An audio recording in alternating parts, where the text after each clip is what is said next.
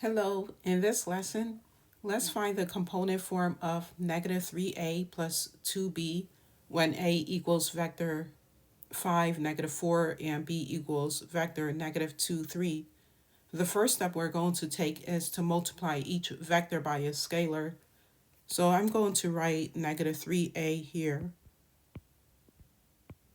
and I'm going to set that equal to negative 3 times whatever a is given, and that is vector 5, negative 4. I'm going to do the same for 2b. 2b equals 2, and then the vector given to us is negative 2, 3.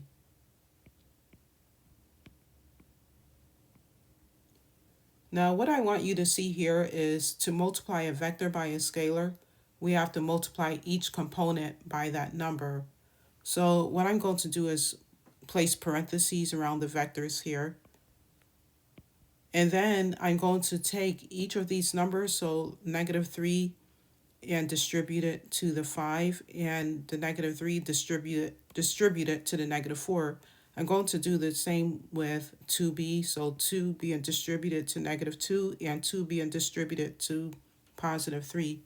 Now let's set these equal, and we're going to, as I stated, multiply each component by that number.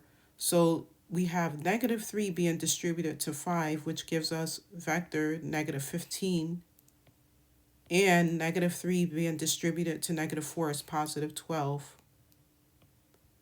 So we found our first vector of negative 3a. For 2b, we have 2 being distributed to negative 2, which is vector negative 4, and 2 being distributed to positive 3, which is 6.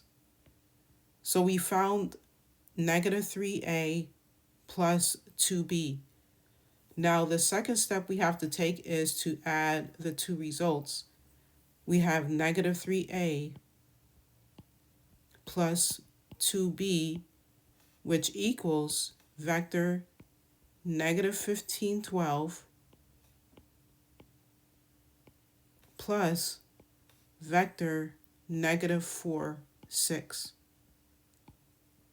Here we're going to add corresponding components, x with x and y with y.